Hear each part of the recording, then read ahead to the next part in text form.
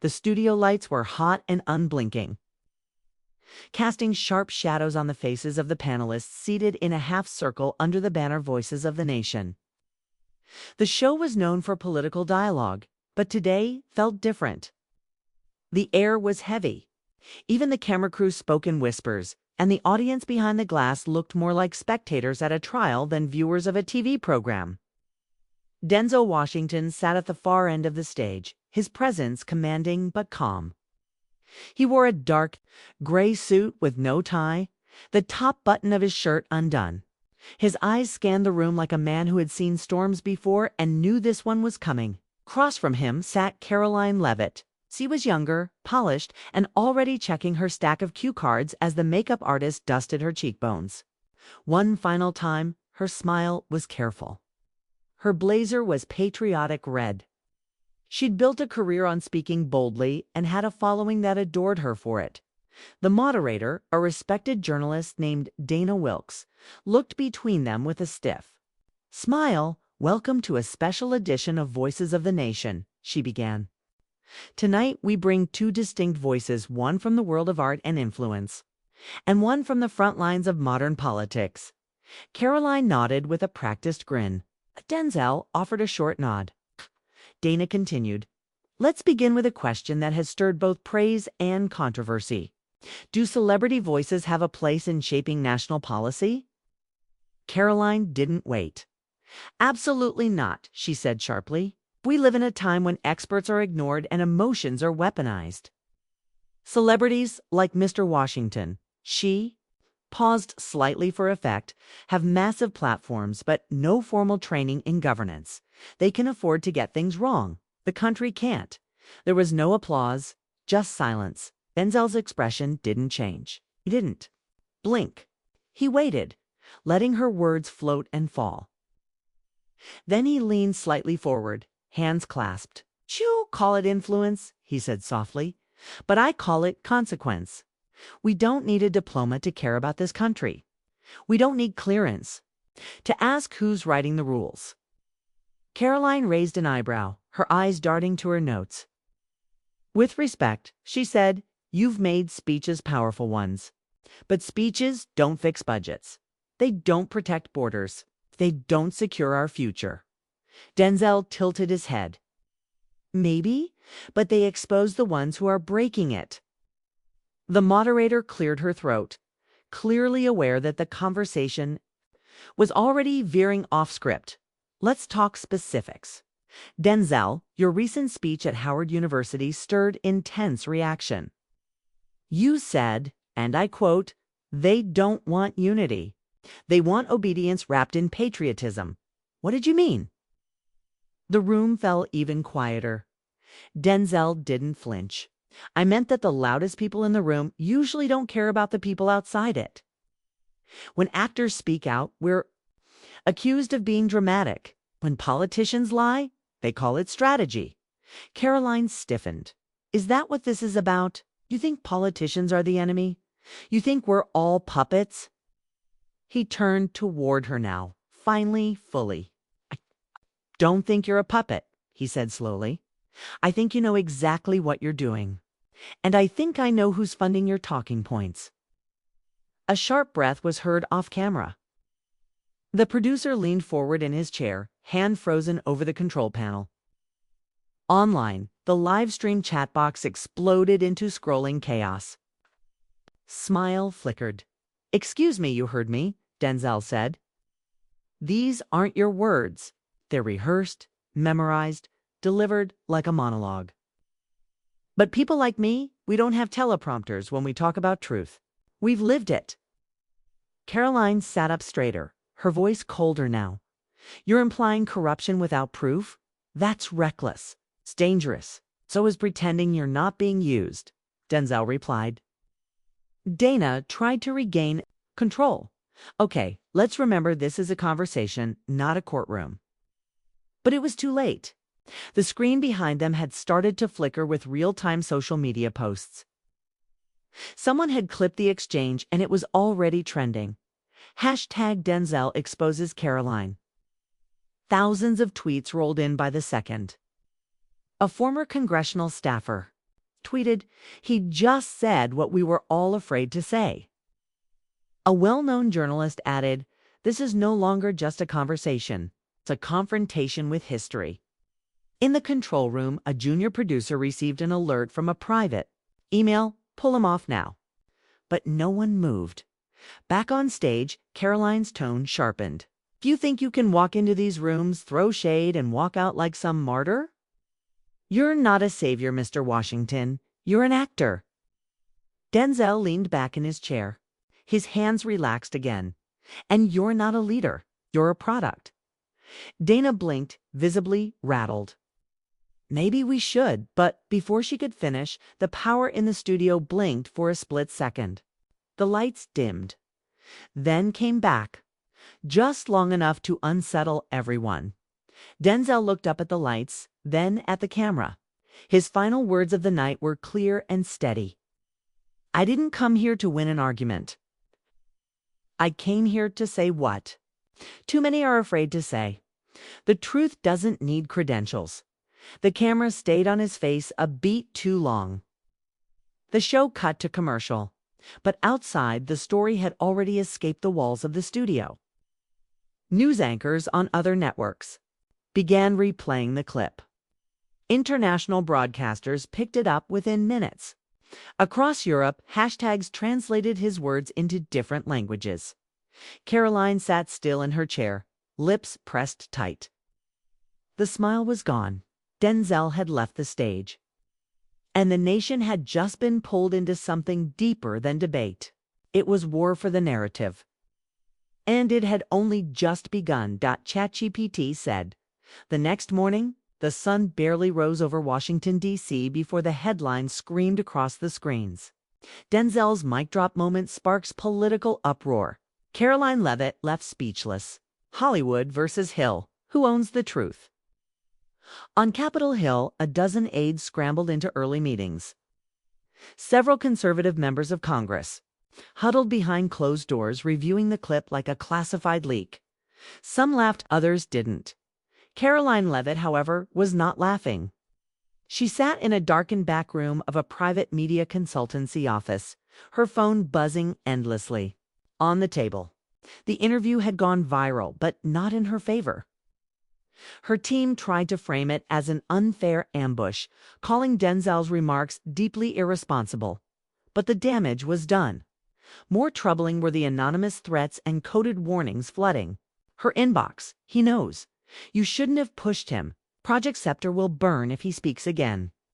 She didn't know what Scepter was. But someone clearly thought Denzel did.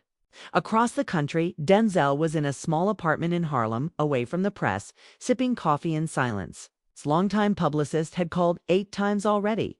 He hadn't answered. Instead, he stared at an old black and white photo sitting on the kitchen counter, him, his father, and a man in uniform he never talked about.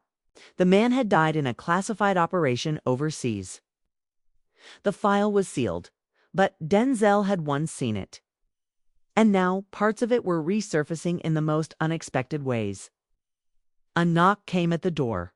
It was Jasmine Monroe, an investigative journalist for Al Jazeera America and an old friend from Denzel's early days in community advocacy. She wore a trench coat and carried a tablet, her face pale. "You saw what happened after the interview?" she asked without pleasantries. Denzel nodded.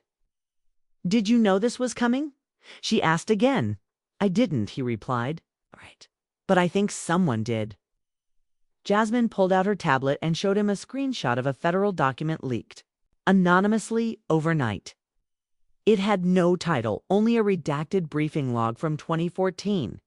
3 names stood out: Denzel Washington, Marcus T. Langston, Karoline Leavitt. "Who's Marcus T. Langston?" Jasmine asked. Denzel exhaled slowly. "He was the man in that photo," he said. "And he wasn't just my father's friend. He was an analyst, a whistleblower. He died in 2002 after trying to leak information about a joint surveillance project." "You mean Scepter?" He looked up sharply. "You've heard of it?" "Not until last night. Someone sent me this," she said, handing him an encrypted drive. "They said you'd understand." Denzel took the drive and walked over to his laptop. After bypassing a few layers of encryption, he still remembered Langston's old codes. He opened a file labeled Scepter. Phase 4. Inside was a list of known targets, political influencers, and media disruptors, professors, journalists, even clergy who had been watched, manipulated, or silenced over the years. Karoline Leavitt's name was there too, under a section marked Media Assets Controlled Opposition. "She's being handled," Jasmine said, reading over his shoulder. "She may not even know." "She doesn't," Denzel replied, "but they want her loud. She's a distraction." The door knocked again. This time it was louder. "Jasmine?" Froze. Denzel motioned her behind the curtain and walked to the door. A man in a suit stood outside, clean shave, cold smile. "Mr. Washington," he said, holding out a business card with no name, just a government seal. "We need to talk about what you said last night." "I said a lot of things," Denzel replied. "And you're going to stop saying them?" The man said, "Or there will be unnecessary consequences." Denzel didn't flinch. "Was that a threat?" "It's a promise," the man said. "Your past is still classified. You do well to keep it that way." The man turned and walked down the hallway without another word. Inside, Jasmine had already begun copying the files to a secure cloud server. "They're watching both of us now," she said. "If we publish this, it'll be war." The video dropped at exactly 9 a.m.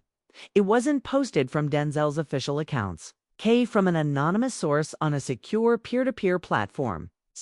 The title was simple: Scepter, the program they said didn't exist.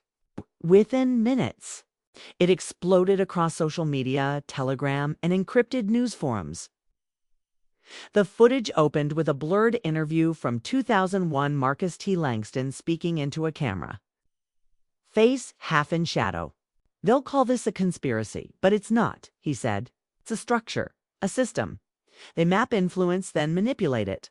Artists, journalists, teachers, even young politicians. If you rise too far too fast, they make sure they own your direction or stop you." Then the screen cut to a classified Pentagon briefing slide. Scepter Phase 4, Cultural, Domination, and Psychological Disruption Mapping. Dozens of familiar faces filled the screen. Crossed out, some circled in red. At the center was Denzel Washington, and just below him, under the subheading Inadvertent Assets, sat the name Karoline Leavitt. Newsrooms across the globe scrambled to verify. CNN issued an urgent report. The BBC launched a special investigation. Al Jazeera ran Jasmine Monroe's piece under the headline, "Hollywood Secrets and a Program That Might Be Real." Washington, chaos spread through the corridors of power. Karoline Leavitt was rushed out of a meeting by her aides. She hadn't spoken to the press since the leak. Her name trending on every major platform. Talk of controlled opposition had made its way onto the Senate floor. She sat in the back seat of her car, fists clenched, watching her political future unravel in real time. Her aide handed her a secure phone. "It's the director," he whispered. "Which one?" she asked, already knowing. "Defense Intelligence," Karoline answered. The voice on the other end was calm, rehearsed. "You need to come in." She hesitated. "Why me?" "Because you're already exposed. We need to manage the story." "No," she said, "not this time." She threw the phone down and stared out the window. Across town, in a rented space near the East River, Denzel and Jasmine monitored the global response. The server room was hot, 5 laptops open. Anonymous digital volunteers helped manage the flood of data, pulling backdoors into systems they weren't supposed to access. "They're running damage control," Jasmine said, scrolling. "State Department's calling it Russian disinformation." "But they're not denying the footage," Denzel noted. "No, just calling you a victim of digital manipulation. I've been called worse." Just then, one of the laptops beeped. A new file had been decrypted. Inside, a chain of diplomatic memos, internal State Department documents, connecting Scepter to multiple international efforts, including one in Geneva. Jasmine clicked through rapidly. There it was. Subject: Operation Amnesia. Location: Geneva. Status: resolved. Attached was a photo. Karoline, much younger, standing behind a glass wall in a closed-room meeting. 4 men stood in front of her, all wearing government badges. One of them was now a U.S. senator. She was there, Jasmine whispered. She saw something. Denzel leaned forward. That's why they're pushing her so hard. She's the perfect pawn, and the perfect threat. That night, the president's press secretary held an emergency briefing. We do not comment on classified programs, real or imagined. But let me be clear, any attack on our institutions based on unfounded leaks will be taken seriously. The media pressed her on the footage, the Geneva photo, and the whistleblowers. Message: no answers. But America wasn't waiting for them anymore. In Atlanta, thousands gathered in a spontaneous protest. Banners reading "Scepter is real and we want the truth" filled the streets. Other cities followed: London, Toronto, Cape Town, Paris. It wasn't just a scandal now, it was a movement. Back in Washington, Karoline Leavitt knew she had 2 choices: deny or confess. And the second choice might mean her life. She made a call to Jasmine. They hadn't spoken in years. The last time, they had clashed during a university debate when Jasmine had accused her of defending systems she didn't even understand. But tonight, Karoline sounded different. I need to talk, she said, her voice shaking. But not over the phone, not in public. Jasmine agreed. They picked a location outside the city. Cabin, cold, quiet, off-grid. When they met, Karoline didn't waste time. They told me I was there to observe a negotiation, she said. Back in Geneva, I was an intern, just a note-taker. What did you see? Jasmine asked. They weren't negotiating. They were burying something. A human rights violation. In exchange for something else, intel data? I don't know. But I remember the room going cold. It's like something evil had entered. I wanted to report it. I started drafting a letter. But you never sent it, Denzel said from the shadows, emerging into the flickering candlelight. Karoline's eyes welled up. No, they shut it down before I could. They told me it never happened, that I imagined it then. They offered me a job, and you took it. I was 19, thought it meant I mattered. The room was silent, then Jasmine leaned in. They'll try to stop you if you speak now. Karoline nodded. I know. But I can't live with the lie anymore. She reached into her coat pocket and pulled out a tiny flash drive. I made a copy from Geneva before they wiped the system. Denzel took it gently. What's on it? He asked. Karoline looked down. Names, she said, and orders. Outside, the wind howled through the trees. And far away, in a bunker deep beneath Virginia, a red phone rang. A man in a military uniform picked it up. They know, he said quietly. And they're not afraid anymore. ChatGPT said. The next morning, news broke that 3 members of Congress had abruptly canceled their public appearances. No explanations, no statements. Just a sudden vacuum at the center of the week's political calendar. By 11 a.m., rumors started swirling that a private Senate Intelligence Committee meeting had been called overnight. Not all senators were invited. Only a select group, those with clearance levels above top secret. Jasmine sat in a back booth at a cafe in Arlington, watching the muted television above the counter. A live ticker rolled across the bottom. Unconfirmed intel leak triggers internal shakeup on Capitol Hill. She wasn't surprised. What was on that flash drive had been bigger than even she expected. Denzel walked in, quiet and calm as ever, dressed in a charcoal overcoat. He slid into the booth across from her and nodded toward the waitress without looking. Coffee, black. You watch it yet? Jasmine asked. Denzel didn't answer right away. He pulled a small burner phone from his pocket and slid it to her. It's not just names, he said. It's a playbook. It's a flash drive Karoline had given them, contained a blueprinter 30-year framework. A series of operations codenamed Veil, Drift, Scepter. Tacto, and Echo, each one designed to quietly infiltrate cultural and media institutions using influence, not weapons, to mold public perception. They didn't just want to control the narrative, Jasmine said as she read. They wanted to write history before it even happened. Denzel leaned in. And erase anyone who didn't fit the story. A silence hung in the air. Then Jasmine whispered, "Are you ready for what comes next?" "I didn't come this far to stop now," he said. At that moment, her phone buzzed. A message from an unknown sender. "Check Geneva archives. Operation Echo is not dormant. It's evolving." They exchanged glances. Jasmine made the call. By evening, they were on a flight to Switzerland, private, unmarked, quiet. Only 2 other passengers. One of them was Karoline. She hadn't spoken much since handing over the drive, but now, in the small cabin midair, her voice broke through the silence. "There's more," she said. Her eyes locked on the clouds beyond the window. "The meeting in Geneva wasn't the end.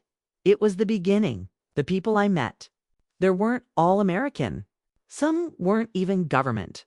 "What do you mean?" Jasmine asked. "They were private, global, the kind of people whose names never show up in elections or indictments." Denzel nodded. "The invisible class." Karoline turned toward him. "I think that's why I was brought in. To be shaped, molded. They knew I had ambition. They just gave it direction." The plane landed under the radar at a small airstrip near Lake Geneva. An SUV was waiting for them. The driver handed them burner passports. No names, no questions. They made their way to an old research compound near the lakeside, abandoned on paper, but still guarded by sensors and quiet movement. The kind of place governments pretended didn't exist. Inside, the walls were cold and the air thick with age. Jasmine found an old console still running on backup power. With some effort, she bypassed the security protocols and accessed the encrypted database. Karoline remembered. There it was, ECH07. Influence Infrastructure Target Geo, North America. Activation window, 2025 to 2030. "What's the infrastructure?" Denzel asked, scanning the files. Jasmine opened one. "Blueprints. For media outlets, for education boards. Even for church networks. They built the channels," she whispered. "And now they're ready to flood them." Denzel stood still, jaw tight. "And if we don't stop it, they'll reset everything." Then Jasmine's screen glitched. A line of red text appeared. "Unauthorized access detected. Trace initiated." "They found us," Karoline said. "Wipe it," Denzel ordered. Jasmine started the purge protocol, but the system resisted. "They've locked the core." Remote controlled now? Outside, the rumble of approaching vehicles echoed through the empty valley. Denzel pulled out the drive. "We have what we need. Let's move." In a hotel suite overlooking Geneva's old town, Denzel stood at the window, eyes locked on the snow-covered rooftops. Below, the world moved like nothing had changed, but everything had. Jasmine paced across the room, a phone pressed to her. "Ear? He didn't show," she whispered. "He was supposed to meet us 2 hours ago." Karoline sat quietly, watching a muted news channel that showed chaos erupting in Washington. Protesters clashed with riot police outside Capitol Hill. Banners read, "Truth first, end the Echo." Denzel turned from the window. "They're trying to control the blowback. But the leak's too big now." The night before, the whistleblower's live stream had gone viral across encrypted platforms. Thousands of users confirmed suspicious patterns, identical talking points across different news networks. Censorship algorithms, foreign shell companies funding education boards. A quiet war of influence had gone public. Jasmine finally hung up. "Our contact in Geneva is gone. Wiped. And now Interpol has flagged our names." Karoline looked up. "I told you they'd burn everything. That's how they work. No loose ends." Denzel's eyes narrowed. Then we expose it before they silence us. They moved fast. Jasmine and Denzel reached out to two trusted journalists, one from The Guardian, the other from Al Jazeera. Files were transferred in encrypted fragments, locations scrambled. A former NSA cryptographer verified the documents, but time was short. By midnight, Jasmine's backup server in Berlin was destroyed in a fire labeled an electrical malfunction. An independent journalist in France who published a small preview of the documents vanished hours later. No trace. Denzel knew what this meant. Protocol Raven wasn't just real. It was global. The three boarded a train bound for Brussels. EU Parliament was in session, and a small circle of international legal observers had already requested to meet Denzel. On the train, Karoline pulled a printed photo from her coat pocket. It was old grainy. It showed a young man in military gear standing next to a woman in a desert uniform. Her face looked hauntingly familiar. "Who is that?" Jasmine asked. Karoline hesitated. "My mother. That's her with Colonel Briggs. He was part of the original Echo design team." Denzel studied the image. "So that's why they picked you. You weren't just shaped, you were legacy." Karoline nodded. "My family's been tied to the machinery for decades. My father was a strategist. My mother was an information officer. They built this system before I was even born. They called it controlled reality." Jasmine's voice was bitter. "And now that control is crumbling." Suddenly, the train shuddered. The lights flickered. A voice came over the intercom. "We apologize for the delay. Please remain in your seats." Denzel stood. Something was wrong. Two men in plain suits walked down the aisle. No identification, cold expressions. Jasmine slipped the last encrypted drive into her boot. "Split up," Denzel said. "They take one of us, the others go forward." The train slowed. The men moved faster. Jasmine darted between cars. Karoline headed for the luggage compartment. Denzel stood still, facing the two operatives. "You're not on the passenger manifest," one said. "Come with us." "I have rights," Denzel replied, but they didn't care. A flash of movement. Karoline tripped the fire alarm in the cargo car. Red lights pulsed and confusion broke out. Jasmine used the chaos to leap from the side door just as the train came to a slow halt at a rural station. She landed hard, rolling. Into the frozen grass, she looked up. Karoline was running, breath sharp, eyes wide with adrenaline. "Where's Denzel?" Jasmine asked. Karoline shook her head. "They took him." In Brussels, only Jasmine made it to the meeting with EU observers. She showed them the drive, the documents, and a real-time map of disinformation campaigns stretching from the US to Africa to Eastern Europe. Faces turned pale. One diplomat whispered, "This isn't just influence, it's soft war." Back in Washington, Karoline went live on a neutral podcast channel, speaking plainly. "My name is Karoline Leavitt. I was part of something you were never supposed to see. Was trained to smile while lying to your face. But the lies got too heavy." Her words sparked a wildfire. That night, networks refused to air her clip.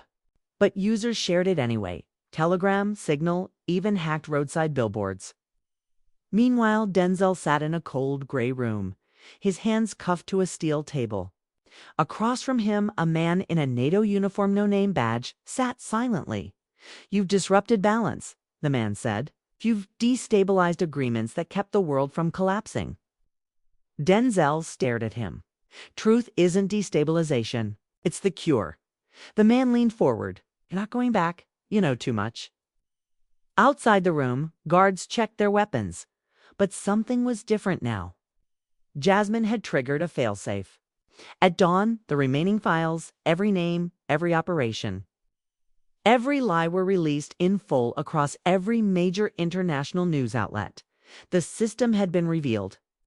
But the war for reality had just begun. The streets of Washington, D.C. were silent in a way that felt unnatural. That morning, thousands had gathered outside the Capitol building, waving handmade signs and shouting slogans like, "We want truth," and "No more echo." By evening, riot police formed barricades, and drones patrolled the skies. Inside a secure CNN studio, Jasmine sat beneath harsh lights, a calm exterior masking the chaos swirling around her. This was her first live interview since the Raven files went public. The anchor across from Harilis Porter was known for her toughness, but tonight even she looked uneasy. "Elise," Jasmine said, eyes fixed on the lens, "we weren't trying to start a revolution. We were trying to stop one that had already begun quietly, invisibly, from inside your screens." A satellite image appeared on the monitor behind them, 5 buildings in 5 countries, all marked red, each one connected to shell companies, data farms, and military contractors exposed in the leak. "Let's talk about the man who's not sitting here," Elise said. "Denzel Washington was taken by international agents while trying to reach Brussels. No one knows where he is. You were with him. What can you tell us?" Jasmine didn't blink. "They disappeared him because he represented a truth they couldn't unsee." His voice cut across politics, across borders. He wasn't just a celebrity. He was a mirror. Meanwhile, far beneath a NATO-affiliated black site near Sicily, Denzel sat in a reinforced chamber. Hours passed. No food, no light, no clocks, just the steady hum of machines filtering air and lies. He closed his eyes and remembered something his mother told him as a child in the Bronx. Silence can't cage what's already flying free. Back in D.C., Karoline was on the move. Since her confession, she'd become both a target and a symbol. Former allies branded her a traitor. Extremists posted bounties online. But millions of ordinary people flooded social media, calling her the breaker of the echo. Karoline knew it wasn't heroism. With survival, redemption, maybe, but never absolution. She walked through a parking garage under the Library of Congress, clutching a USB drive. A man in his 70s waited by a dark SUV. His eyes were tired. His name was Senator Miles, the last of a dying breed. Honest, cautious, and deeply afraid of what this meant for America. "They'll call it treason," he whispered, taking the drive. "Then let them," Karoline replied. "This country was built by traitors to something." That night, Senator Miles read a statement on the Senate floor. The cameras tried not to linger, but they recorded every word. "We have been misled, not by left or right, but by the very systems we were told protected us." The echo algorithm didn't just shape opinion. It rewrote memory. It edited history in real time, and we let it happen. Panic followed. Stock markets shook.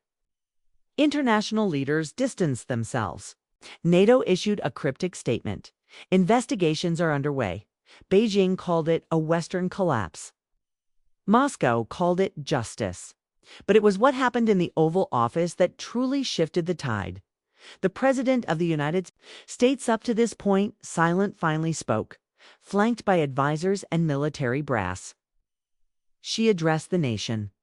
"There are forces in our government and in governments abroad that have used emerging technologies to manipulate the hearts and minds of free citizens. It ends tonight. A full investigation is underway, and those responsible will be held accountable, no matter how high they sit." It was bold. And it was risky, because unknown to most elements inside the administration had helped fund the very companies exposed in the Raven leaks. Internal fractures deepened. At 2 a.m., Jasmine received a call from an unknown number. She answered on the 3rd ring. "Hello." The voice on the other end was weak, familiar. "He's alive." Her heart stopped. "Denzel." "No." The voice replied, "But I saw him in Malta.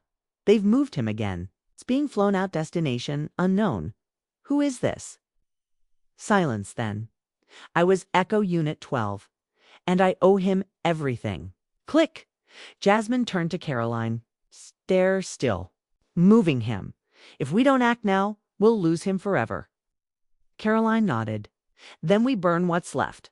The two women began releasing the final stage of the Raven documents, not just corruption and censorship, but direct links between elected officials and covert influence operations.